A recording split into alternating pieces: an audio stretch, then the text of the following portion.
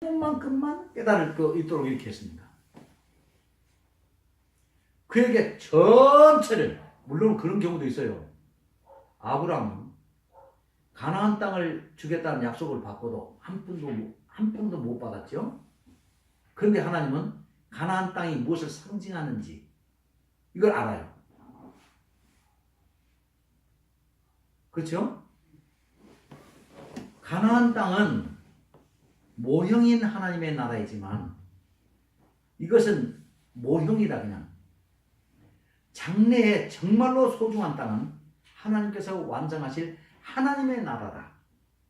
근데 그것은 지금 완성이 되는 게 아니다. 그래서 히브리서 11장에는 그것을 고백을 해주고 있어요. 그들이 미리 봤다는 거예요. 본향을 봤다. 완성될 하나님의 나라를 봤다는 거지. 그것 때문에 완성될 하나님의 나라를 보고 오늘 험난한 믿음의 길을 힘차게 걸어갈 수가 있었어요. 그것이 없었으면 그건 못하죠. 그걸 봤단 말이에요. 그래서 성경 히브리서에서 뭐라고 얘기합니까? 믿음은 바라는 것들의 실상이다.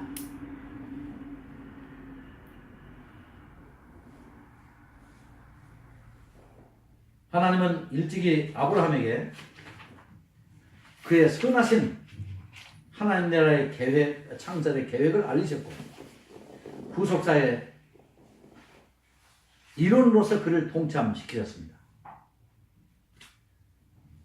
여기에 하나님의 일꾼으로 동력자로 참여하게 되는 이 기쁨이 엄청 큰 거예요. 그보다 더 큰 영광스러운 일이 없습니다. 하나님은 그의 선하신 계획을 이제 믿음으로 받아들이는 그의 백성들을 언제라도 자신의 하실 일에 동역자로서 참여시키십니다. 아브라함에게 이제 소돔 고모라를 멸망시키러 가시면서 내가 너에게 어떻게 그것을 말하지 않겠냐 말씀하셨죠?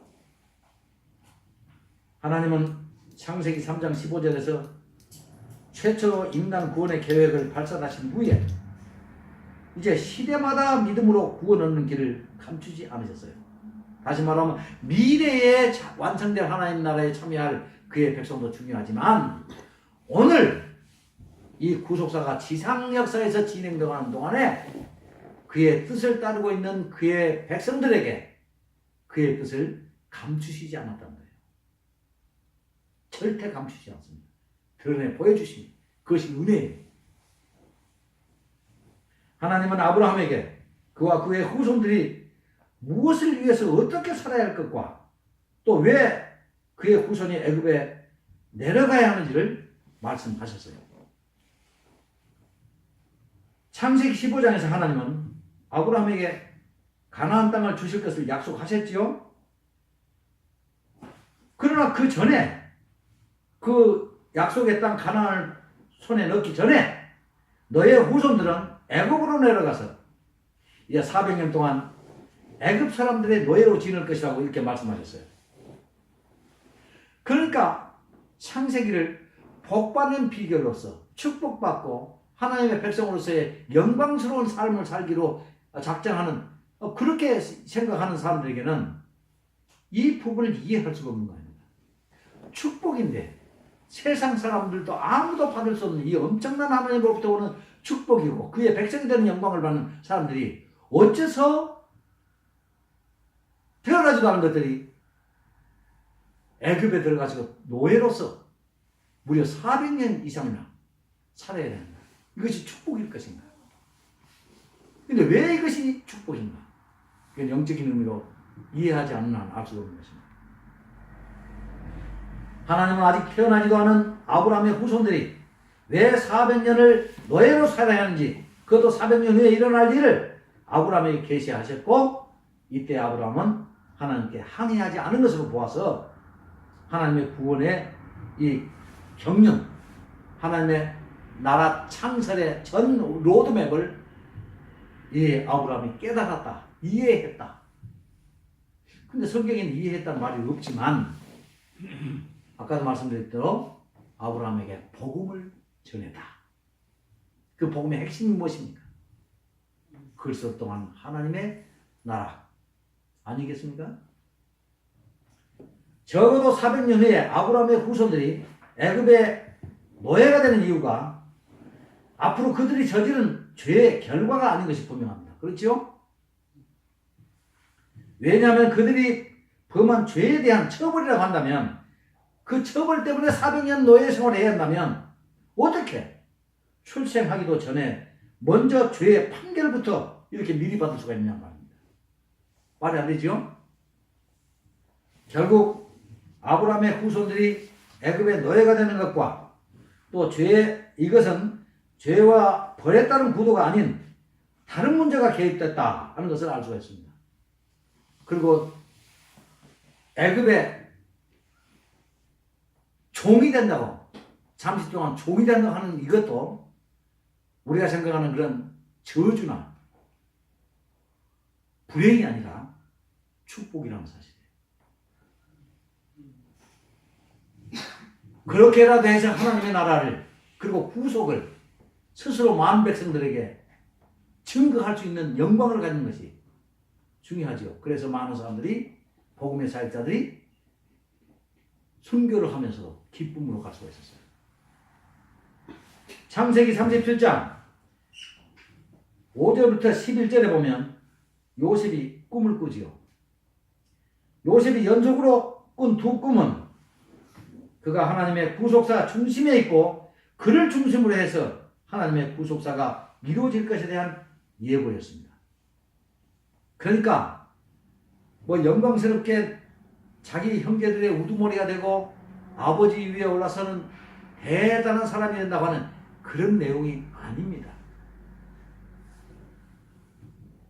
자기 속에서 하나님의 구속의 계획이 경륜이 세상에 드러난다.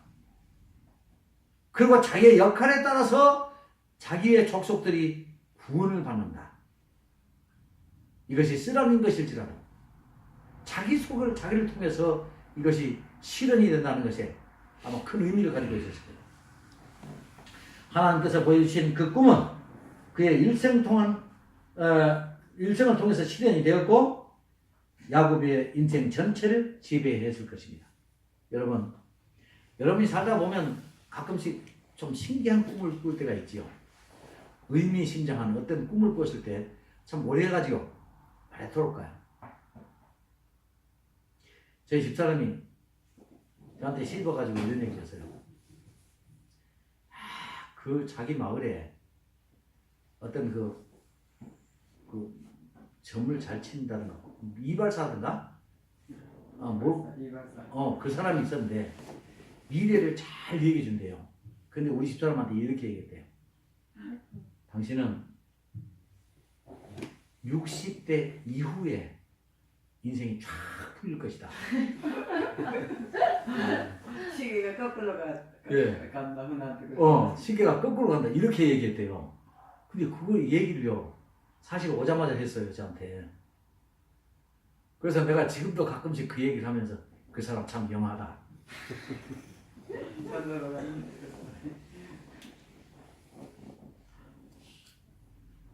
근데 그거에 우리 집사람이 그 시골에서 29살까지 거기 살았거든요. 근데 그때 얘기한 거예요.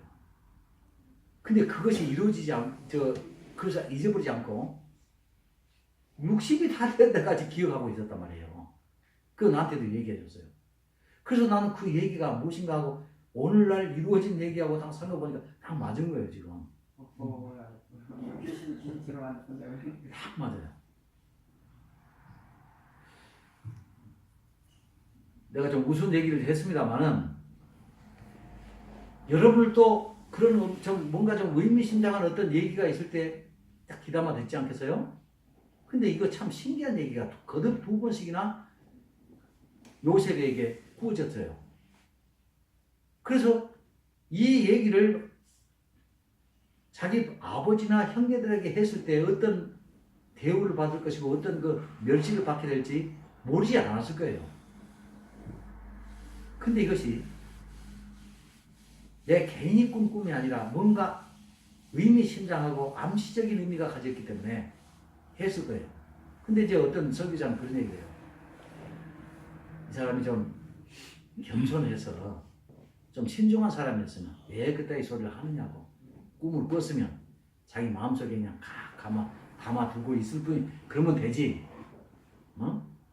근데 여러분, 야곱이가 건방져서 정말로 아버지 형제들을 뛰어넘는 그 지배하는 그런 그 위치에 들어가고 싶어서 의심을 하고 이런 얘기 했을까요? 만약에 그가 겸손했다거나 그래서 이 자식들에게 또 부모의 형제들에게 이 꿈 얘기를 안 했더라면 어떻게 됐을까요? 이거 안 했다 그러면 어떻게 되겠어요? 그러면 나중에 그 일생 동안 드러난 얘기 가운데 이 하나님의 구속 역사가 제대로 드러날까요?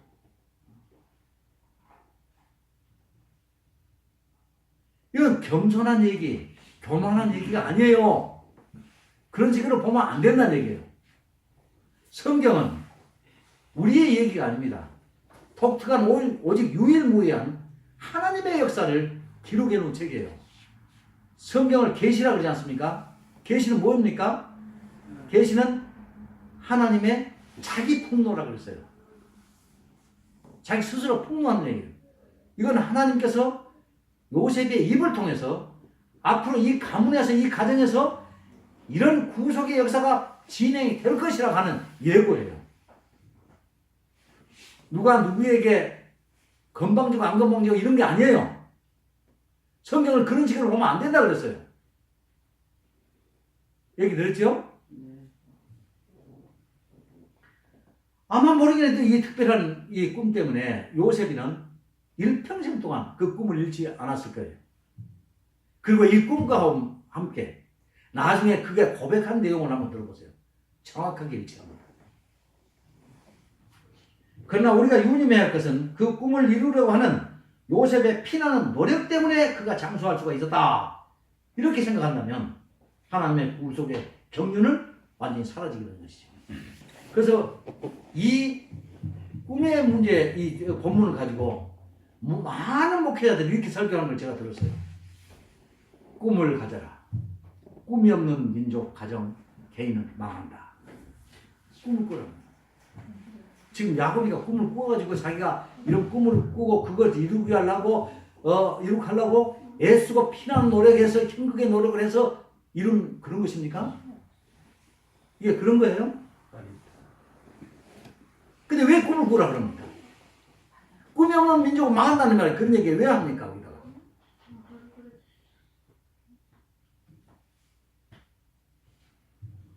다시 말해서 저는 야곱의 집안에서 일어난 구속의 역사는 하나님의 주도와 계획 가운데서 일어났다는 사실을 지금 말하려고 하는 것입니다. 꿈은 사람이 계획해서 꿀 수 있는 것이 아니에요. 그럼 그건 꿈이 아니죠. 소설이지요. 아브라함의 후손들에게 400년 후에 전개될 이 시나리오를 기획하신 분이 야곱입니까? 요셉입니까? 하나님이시란 말이에요. 하나님. 성경은 지금 그걸 말하려고 하는 거예요.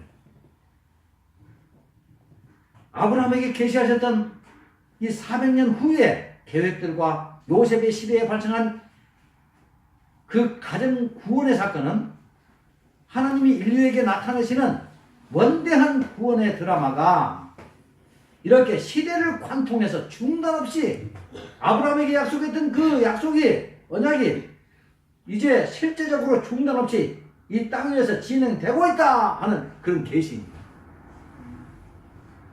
하나님은 자신이 진행하시는 이 구원의 시나리오를 그의 백성들에게 알려주셨고 백성들이 그 계획에 순종함으로 동참하기를 기대하셨습니다. 하지만 이 시점에 구속 역사의 전면에서 비껴나 있는 이 야곱은 하나님의 구속의 시나리오를 정확하게 깨닫지 못하고 있습니다. 요셉은 자기와 가족들에게 일어난 모든 사건들을 그가 꾸었던 꿈과 함께 하나님의 시나리오인 구속의 역사 속에서 완벽하게 파악하고 있었습니다. 그래서 그는 훗날 자기를 노예로 팔았던 형제들을 만났을 때 그리고 그의 위치를 알고 신분을 알고 벌벌 떨고 있는 형들을 향해서 하나님의 구속의 경륜을 말해줌으로써 이것은 가정의 불행한 역사가 아니라 우리 민족과 가문을 구원하기 위한 하나님의 위로였다 하는 사실을 말하면서 위로하고 있습니다. 한번 읽어봅시다. 누가 얼른 창세기 45장 4절에서 8절을 읽어주시기 바랍니다.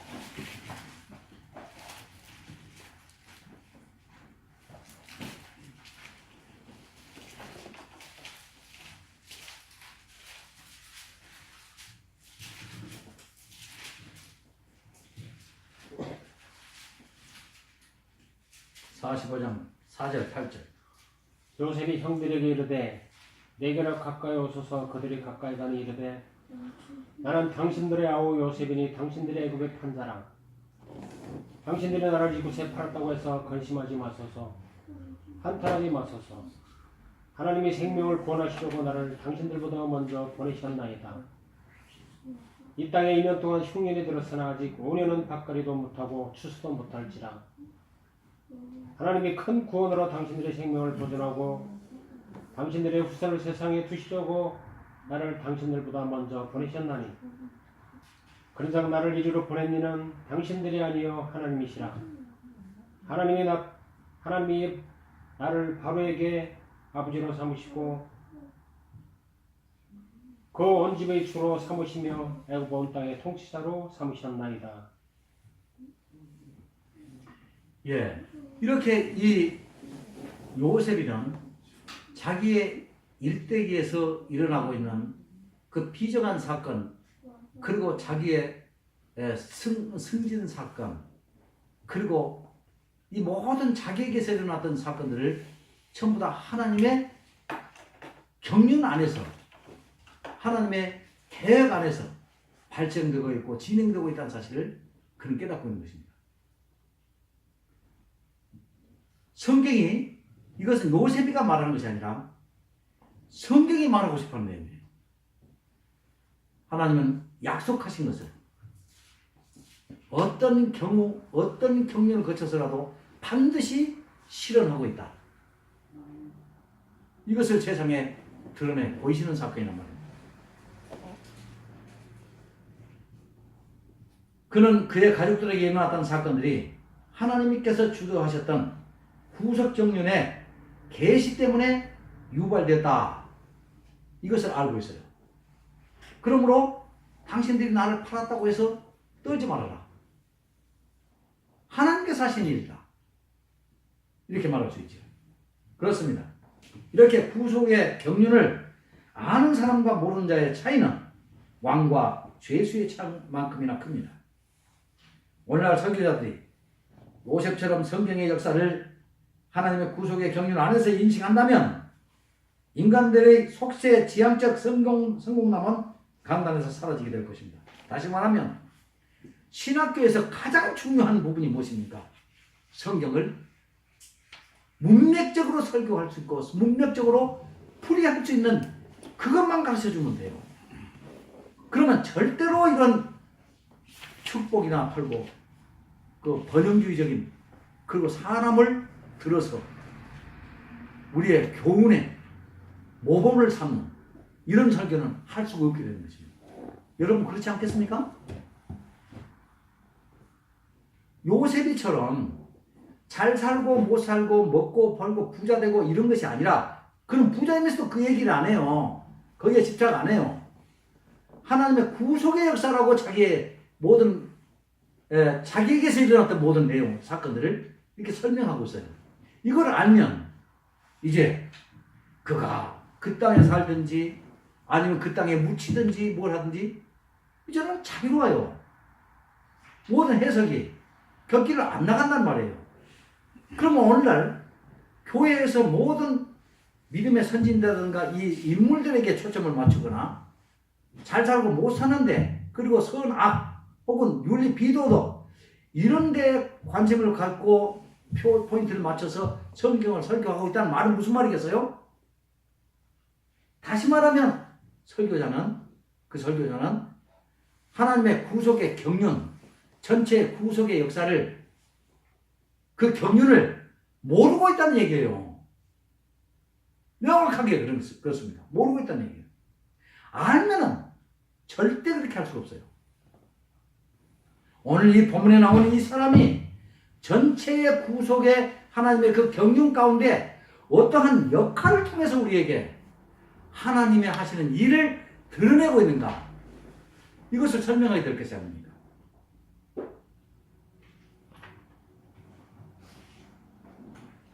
하나님의 구속의 경륜은 이스라엘이 애굽에서 가나안 땅을 들어가는 과정을 통해서 또다시 보이실 것입니다.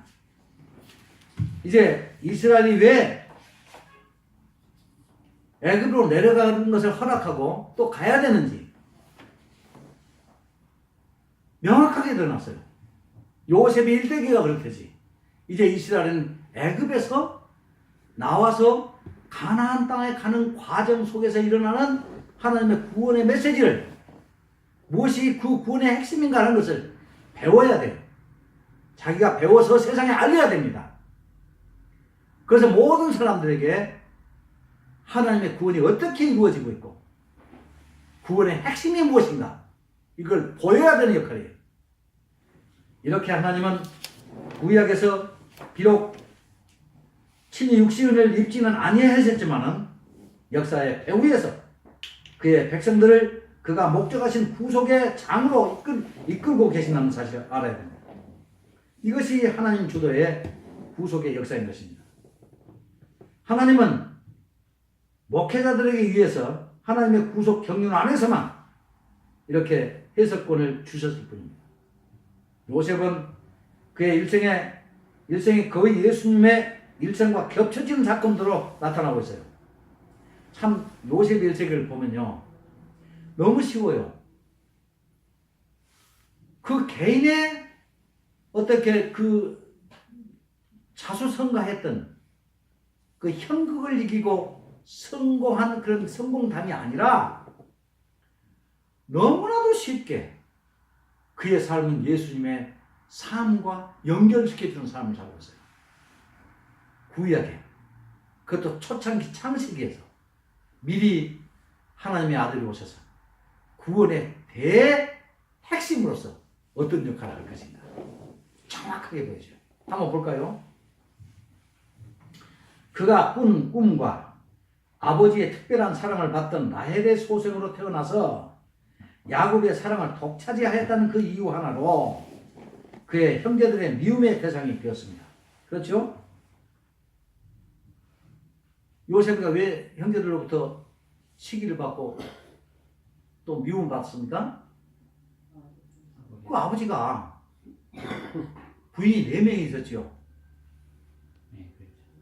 그렇죠? 근데 4명 가운데서 애가 12명이 나왔는데 그 4명 가운데서 야곱이가 제일 사랑하는 여자가 있어요. 14년간을 노동 머슴 생활하면서 얻은 여자예요.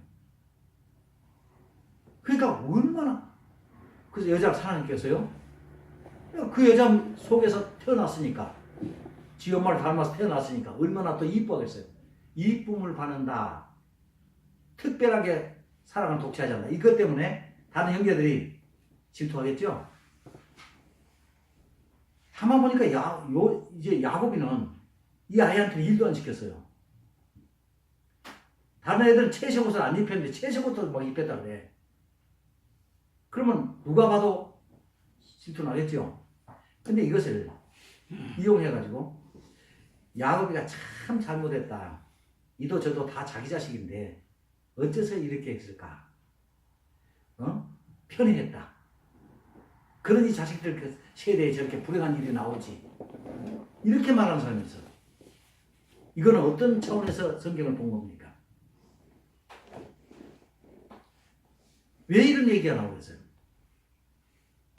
이걸 한 가정에, 한 개인의 가정사로 보기 때문에 그래요.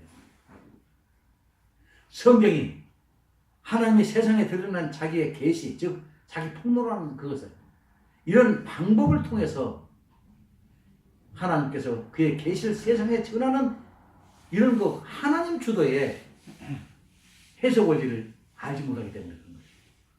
성경은 전에 말씀드렸지만 윤리나 도덕의 덕분으로 주신 것이 아니라 그랬어요. 그렇죠? 그러니까 윤리나 도덕 차원에서 보지 마라 그랬어요. 인간의 정실 차원에서 보지 마라 그랬어요. 이 사건을 인간의 정실 차원에서 보니까 야곱이가 못할 짓을 했다. 어떻게 자식을 편애할 수 있느냐. 그래서 불행해야겠다. 이렇게 나오지 않습니까? 그래서 우리는 야곱이처럼 편애하지 말자는 거예요. 그러면 맞는 말이죠, 그것은. 그러나 성경은 파괴하는 거죠.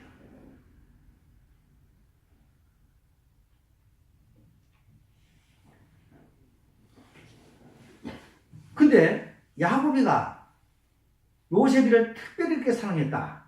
그래서 사람들로부터 미움을 받았다. 형제들로부터.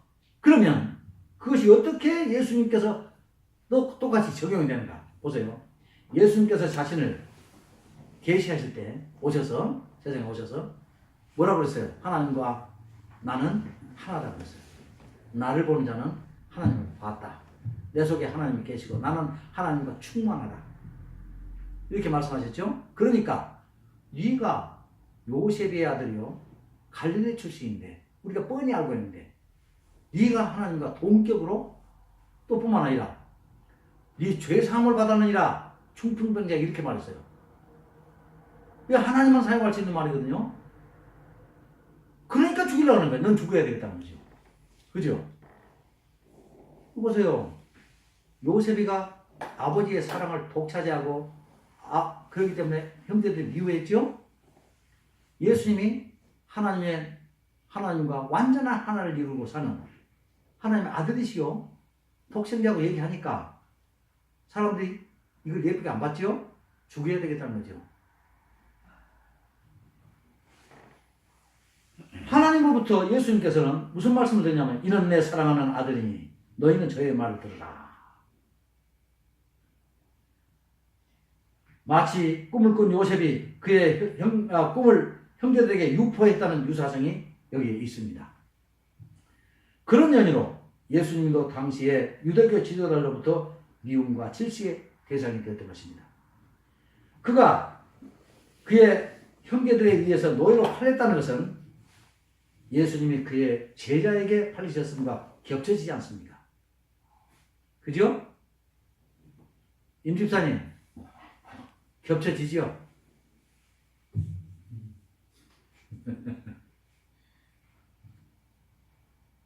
자, 요셉이가 자기 형제의 12형제에게 11형제에게 팔렸죠? 그죠? 근데 예수님이도 팔리셨어. 돈을 받고 팔렸어. 누구에게 팔렸어요? 딴 사람이 팔린 거 아니라, 한 거 아니라 자기 제자가 팔았죠. 겹쳐지지요, 지금.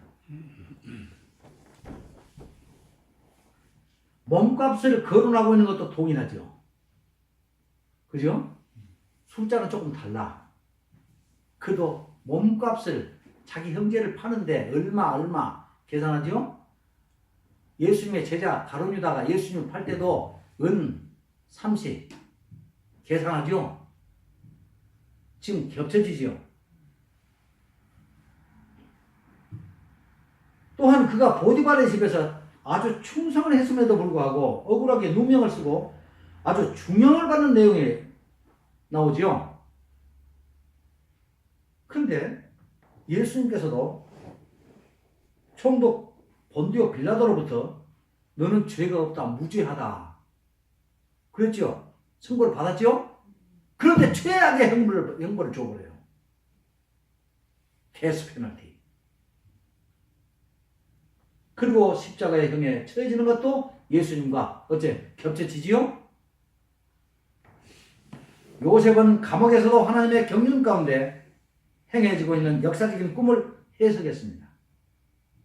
예수님 또한 그의 십자가의 사건과 그가 받을 순환이 세상 구속을 위한 하나님의 역사로 설명했어요. 하나님이 나를 세상의 구속을 위하여 내어준 바 되셨다. 이렇게 얘기하셨죠? 겹쳐집니까? 안 겹칩니까? 요셉이 나중에 회복이 돼가지고 애굽의 제2인자로 승계하죠. 이것은 먼 훗날 죽음으로부터 부활하시어 하나님의 우편에 오르실 예수님의 그 위상과 겹쳐집니다. 그죠? 그 다음에 임한 흉년과 풍년에 대한 요셉의 이해죠. 해석. 이 해석도 구약이 율법 시대이죠. 율법 시대를 구약을 예수님께서는 뭐라고 표현했습니까? 신약에서? 아니 신약에서 예수님께서 구약 전체를 하나로 딱 표현했어요. 뭐라고 표현했냐면 장례집이라고 그랬어요. 장례놀이 얘기하면서 장례집이야. 그래서 내가 장례집인데도 슬퍼서 우는데도 너희는 울지 않았다 그랬죠. 다시 말해 예수님은 구약에서 수많은 짐승들 죽었지 않습니까? 6월절 제사를 드리면서 그거 다 무엇을 상징해요? 예수님께서 죽으실 것에 대한 예표 아닙니까? 근데도 불구하고 구약의 사람들은 울었어요? 안 울었어요? 안 울었어요. 짐승이 죽는다 그랬어요. 짐승이 죽는데 왜 울어? 그 짐승 속에서 예수님의 구속의 죽음을 못 봤단 말이에요. 그러니까 그것을 빗대가지고 예수님께서는 내가 울어도 너희들 울지 않아 통곡하지 않았다는 거예요. 피리를 안 울었다는 거예요. 그리고 그 다음에 복음시대를 뭐라고 그랬어요? 복음시대를 뭐라고 비유했죠? 잔치집이라고 그랬지 않습니까? 잔치집. 잔치집에서는 기쁘니까 음악이 있지 않습니까? 반주가 막 나와. 그러면 사람들이 덩실덩실 춤을 추잖아요. 근데 제 잔치집인데도 불구하고 춤도 안 췄다는 거예요. 이게 무슨 말입니까?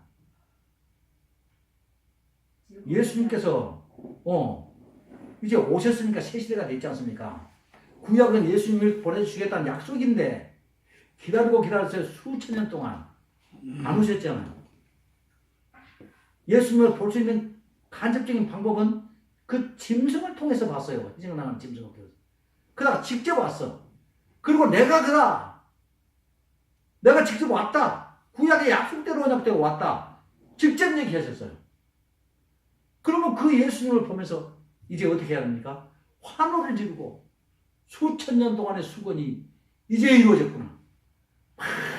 감격해야 되지 않습니까? 근데 예수님을 보면서 유대인들이 그렇게 했습니까? 욕을 하면서 예수님을 갖다 죽여버리잖아요. 그러니까 그 잔치집이 형성이 되는데도 춤도 안 췄다 그 말이에요.